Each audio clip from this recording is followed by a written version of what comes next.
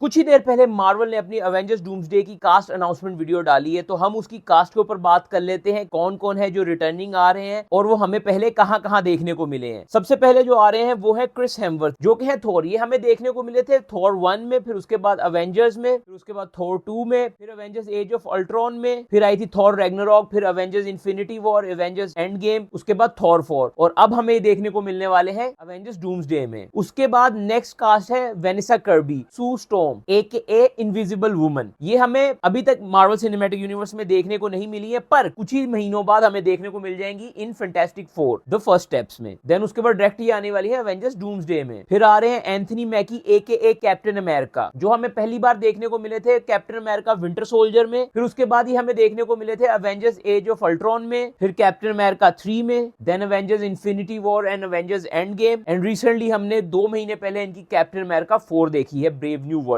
And अभी हमें देखने को मिलेंगे अवेंजर्स डूम्सडे में। नेक्स्ट कास्टिंग है सेबेस्टियन स्टैन, जो के है विंटर सोल्जर। ये हमें पहली बार देखने को मिले थे कैप्टन अमेरिका 1 में, द फर्स्ट अवेंजर। फिर ये हमें देखने को मिले थे कैप्टन अमेरिका 2 विंटर सोल्जर में। फिर ये हमें देखने को मिले थे कैप्टन अमेरिका 3, फिर Avengers Infinity War and Avengers Endgame, and recently हमने इनको देखा है कैप्टन अमेरिका 4 में भी। एंड कुछ ही महीनों में हमें ये फिर देखने को मिलने वाले हैं as Winter Soldier in the Thunderbolts, जिसके बाद डायरेक्टली हमें अब देखने को मिलेंगे अवेंजर्स डूम्सडे में। नेक्स्ट है लिटिशा राया, जो के है AKA शूरी ब्लैक पैंथर। इनको हमने देखा था ब्लैक पैंथर 1 में, फिर Avengers Infinity War and Avengers end game में, एंड लास्ट में हमने इनको देखा था ब्लैक पैंथर 2 में। अब ये हमें देखने को मिलेंगी अवेंजर्स डूम्सडे में। नेक्स्ट है पॉल रड AKA एंटमैन। इनको हमने देखा था एंटमैन 1 में, उसके बाद हमने इनको देखा था सिविल वॉर में, फिर हमने इनको देखा था एंटमैन 2 में, जिसके बाद हमने इनको देखा था अवेंजर्स एंड गेम में, और लास्ट इनकी आउटिंग थी एंटमैन 3। अभी हमें देखने को मिलेंगे डायरेक्ट अवेंजर्स डूम्सडे में। नेक्स्ट है वाइड रसल AKA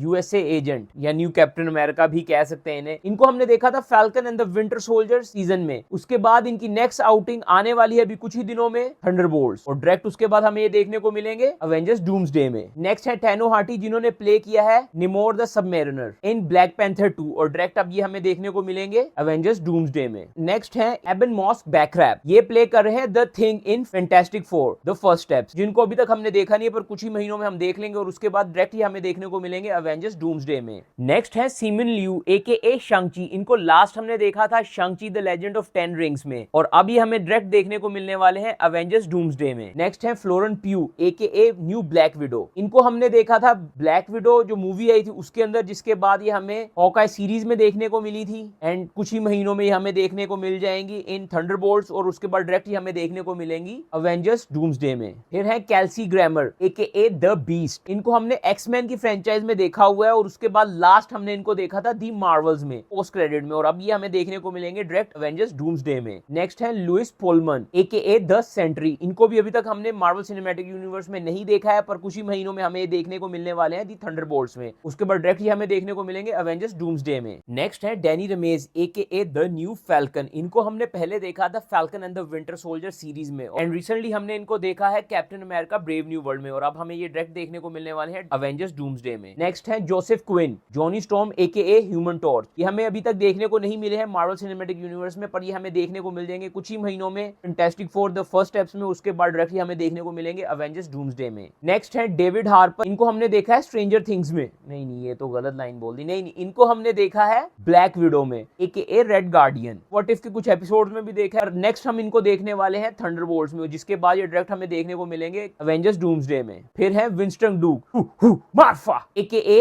बाकू। इनको हमने देखा था ब्लैक पैंथर 1 में, फिर हमें ये देखने को मिले थे अवेंजर्स इन्फिनिटी वॉर में, बाद हमने इनको ब्लैक पैंथर 2 में देखा था, और अब ये हमें देखने को मिलेंगे अवेंजर्स डूम्सडे में। नेक्स्ट है हैना जॉन कैनमन AKA द गोस्ट। इनको हमने देखा था एंटमैन क्वांटममेनिया में, जिसके बाद अब ये कुछ महीनों में हमें देखने को मिलने वाली है थंडरबोल्ट्स में, और उसके बाद डायरेक्टली हमें देखने को मिलेंगे अवेंजर्स डूम्सडे में। नेक्स्ट है हमारे लोकी टॉम हिडलस्टन। इनको हमने देखा था थॉर 1 में, फिर अवेंजर्स 1 के विलन थे ये, इसके बाद और 2 में हमने इनको देखा था, फिर थॉर 3 में देखा था, इसके बाद हमने इनको अवेंजर्स इन्फिनिटी वॉर में देखा था, फिर अवेंजर्स एंड गेम में देखा था, फिर इनकी अपनी लोकी सीरीज है जो कि बहुत जरूरी है देखनी, उसके 2 सीजन है। उसके बाद ही हमें डायरेक्ट अब देखने को मिलने वाले हैं अवेंजर्स डूम्सडे में। नेक्स्ट है none other than Patrick Stewart AKA Charles Xavier X Men. इनको हमने देखा था 2001 की पहली एक्समैन फिल्म में एंड उसके बाद ये ऑलमोस्ट सारी एक्समैन फिल्म में है। आपको वो डेफिनेटली देखनी पड़ेगी इन फिल्मों को समझने के लिए। रिसेंटली हमने इनको मार्वल सिनेमैटिक यूनिवर्स में doctor strange multiverse of madness में देखा है एंड अभी हमें डायरेक्ट देखने को मिलने वाले हैं एवेंजर्स डूम्सडे में।